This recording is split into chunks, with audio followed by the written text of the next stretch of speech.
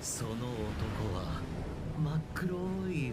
船にあらら。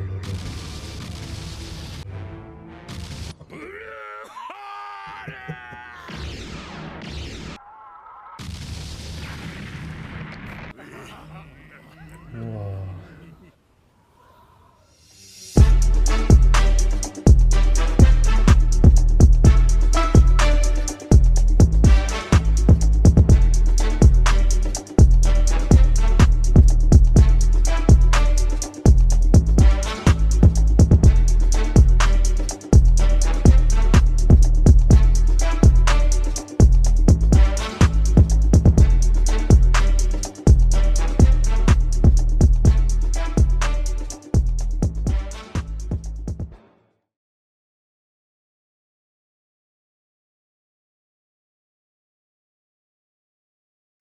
Ok, donc nous la team Twitch, bougez pas parce que voilà, on décale sur l'épisode de One Piece. J'espère que vous êtes bien prêts parce que aujourd'hui épisode 1115 les gars. Épisode 1115, donc le combat d'Aokiji contre Garp, la fin du combat de Barbe Noire contre Law. Il va y avoir beaucoup de choses, La dernière fois en plus du combat Barbe Noire contre Law, c'était magnifique et j'ai vu quelques images qui pourraient être pas mal. Donc vraiment un gros épisode qui commence à arriver et j'ai très hâte de voir ce que Oda nous a réservé, en tout cas ce que la Toei nous a réservé par rapport à ce petit épisode. Donc let's go les gars, c'est parti, j'espère que vous êtes bien prêts parce que on est parti les gars comme d'habitude. Juste par contre il faut que je passe le début parce que vous connaissez, on va être banni. Après il y a pas de rediff donc je pourrais laisser mais on fait attention.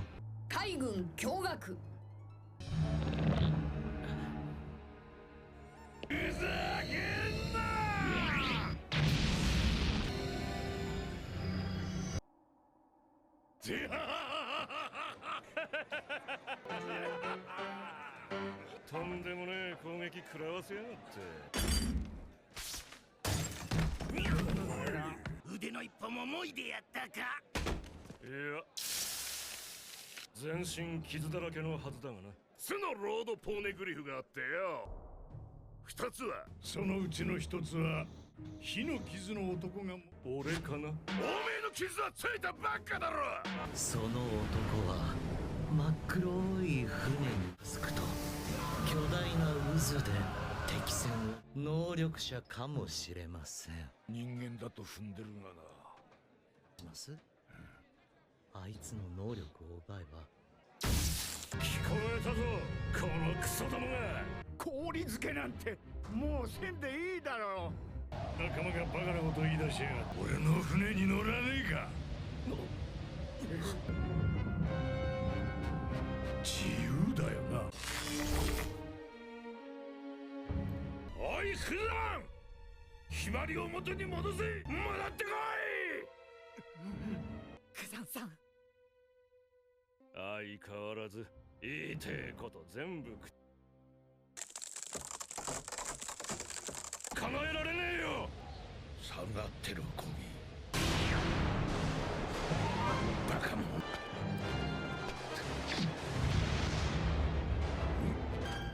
愛せボール。縛られるなバカめ。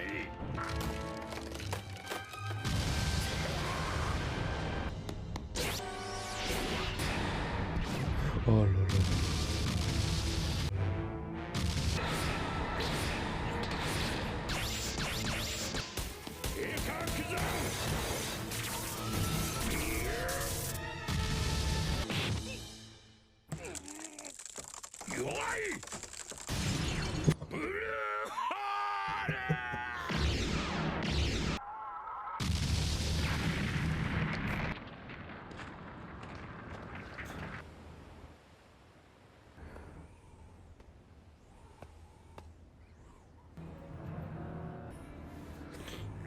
100人の海賊たちが運命の心臓を持ち帰りゃペオペの実を獲得か。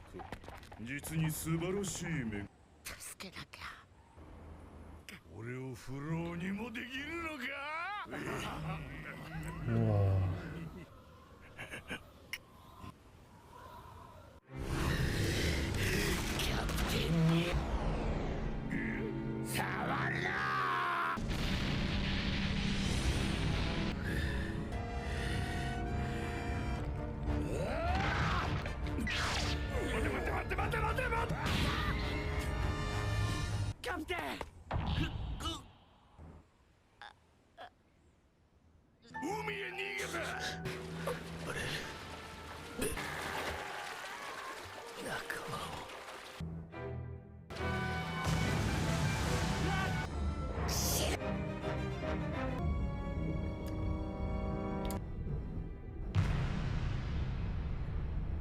Bah, c'est de la logique qui perd pas deux niveaux de Yogoro.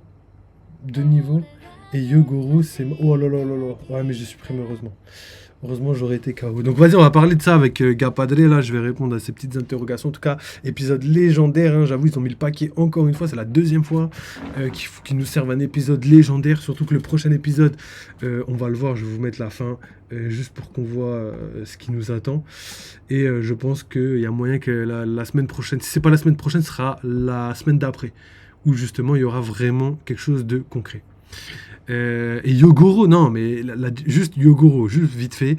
Yogoro, la différence de puissance qu'il a au max, à son prime, où il était respecté de tout Wano, et son niveau de puissance à la prison, là, quand il est tout petit et qui se fait maltraiter. Non, la perte en puissance, elle est colossale. Et c'est pas le seul. On en a vu 15 000 des personnages comme ça qui perdent en puissance en vieillissant.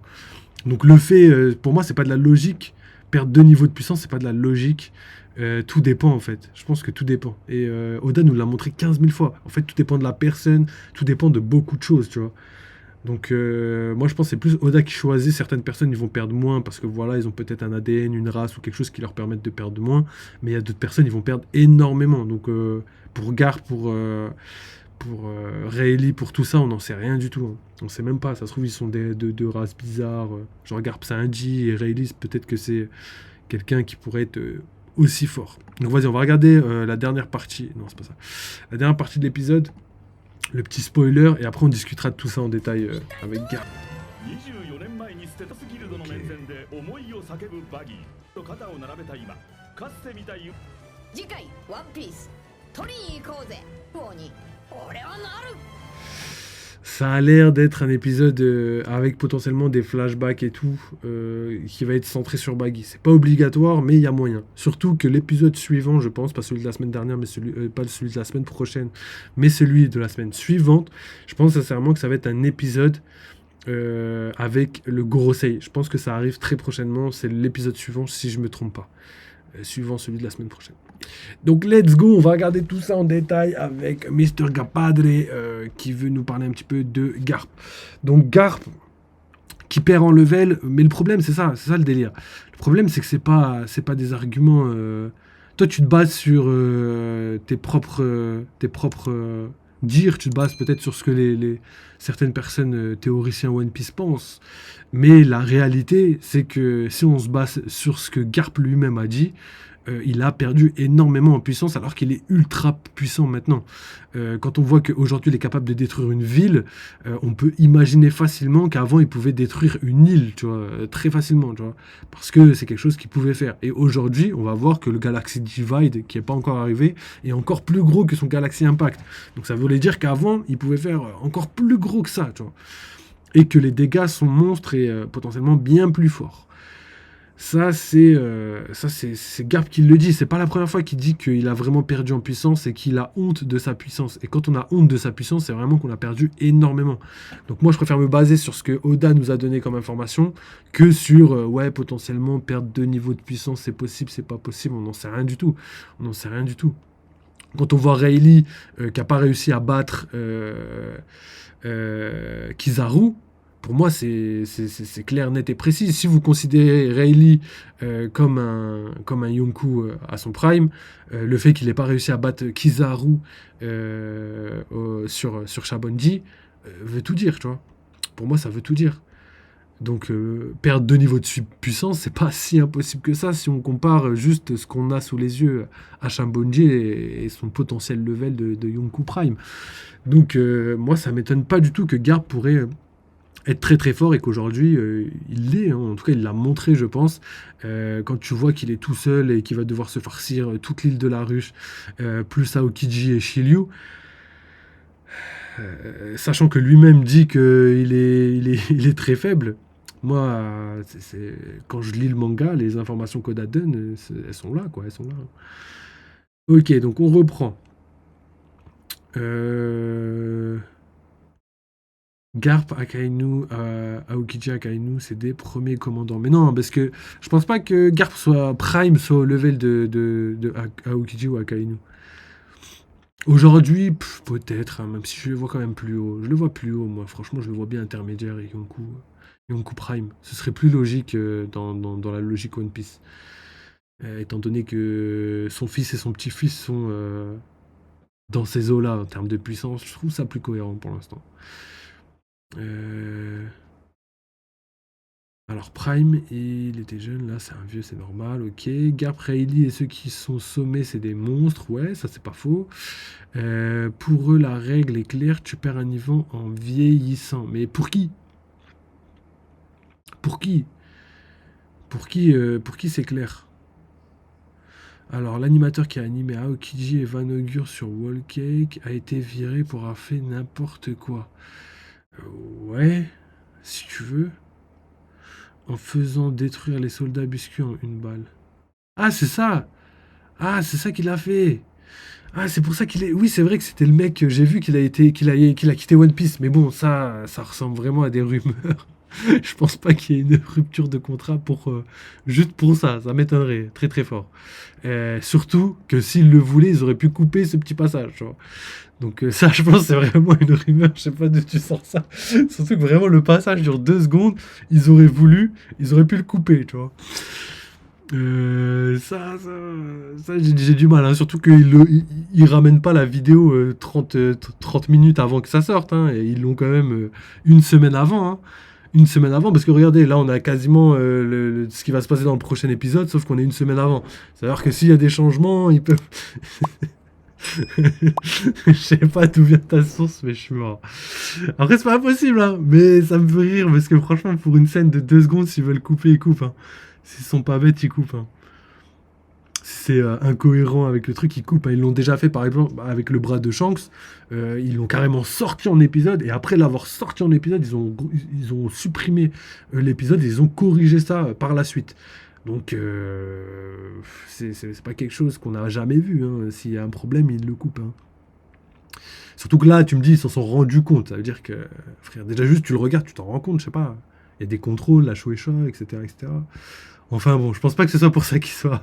Mais oui, c'est vrai que je l'ai vu, cet animateur, il a quitté la team One Piece. Mais je sais pas si ça se trouve, c'est lui qui a quitté, il me semblait. Donc j'ai pas l'info exacte, mais il me semblait que c'était lui.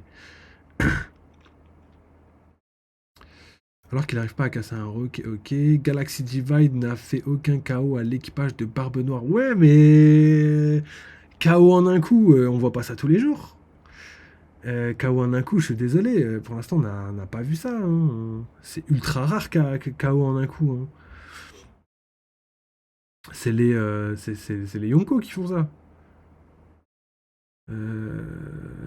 Et quand on a je l'ai déjà dit plusieurs fois, et quand on a un champ d'action aussi gros, la puissance est répartie. KO en un coup, souvent c'est un KO où on contracte toute la puissance, tu vois, dans un point, tu vois. Genre on met le haki de l'armement, le haki du Ryo, le revêtement du haki, on met tout dans un point. C'est comme ça que le fils s'est fait mettre KO par Kaido, c'est parce que Kaido au début il était rabat un peu, il mettait des coups à droite à gauche, et après il lui a mis un Raime Hake puissance max. Et il a mis toute sa puissance dans ses jambes, son revêtement de Haki des Rois pour augmenter sa puissance et sa vitesse, d'abord dans ses jambes et ensuite dans sa batte, dans son kanabo. Et après, il a tapé le fils qui a fait le one-shot. C'est comme ça que ça marche, exactement comme Shanks. Shanks qui s'est déplacé hyper vite pour aller attaquer Kid, bam, il arrive. Kamusari, carrément l'attaque de Roger, et bam, c'est là qu'il one-shot. Donc je pense que Garp c'est plus quelqu'un qui fait des dégâts de zone, moins des dégâts de précision. Et franchement, s'il pouvait mettre des KO juste avec son gros truc, étant donné qu'en plus il a pas frappé la personne directement, il a frappé la statue. Pour moi, c'est logique qu'il ne mette pas de KO, c'est facile. Et mettre un KO, ça veut rien dire. Rayleigh, il a pas mis un KO de toute sa vie, frérot. Enfin, toute sa vie, qu'on connaît, tu vois. Je sais qu'il en a mis plein. Il a pas mis un KO de toute sa vie, Rayleigh, mais tout le monde lui dit que c'est un Yonkou. Donc, je vois pas où est la logique. Moi, je pense que c'est plus des analyses au niveau du flow, au niveau de l'attachement des personnages, etc., etc. J'ai beau aimer tous les personnages de One Piece, Rayleigh y compris. Même Rayleigh, il est dans mon top 10 au niveau des personnages préférés. Ça change rien au fait que je peux pas lui donner trop de puissance comme je peux pas lui enlever trop de puissance. Exactement comme Garp. Je peux pas lui donner trop de puissance et en même temps le mettre bas de gamme alors que voilà, déjà dans le manga, je disais déjà ça et maintenant que je le vois dans l'épisode, ça confirme encore plus les choses. Et pareil pour Aokiji. Aokiji, je le voyais beaucoup plus fort parce que dans le manga, t'avais l'impression qu'il avait gelé tout l'équipage, t'avais l'impression qu'il était au-dessus de l'équipage et qu'il avait plutôt un échange de coups plus avec Barbe Noire qu'avec l'équipage de Barbe Noire. Et là, on a eu la confirmation que non. Donc, tu vois, la Toei, ils font souvent bien les choses. Là, ils ont confirmé le fait que Aokiji n'est pas surpuissant non plus. Mais Garp, je suis désolé, ils l'ont mis en avant 2 épisodes de suite. Pour moi, c'est ce que j'ai devant les yeux, les gars. Hein. C'est ce que j'ai devant les yeux. J'adore. Hein. Moi, j'adore. Hein. La Toei, ils veulent faire ça tout le temps, qui continue. Franchement, je kiffe de ouf. Ok.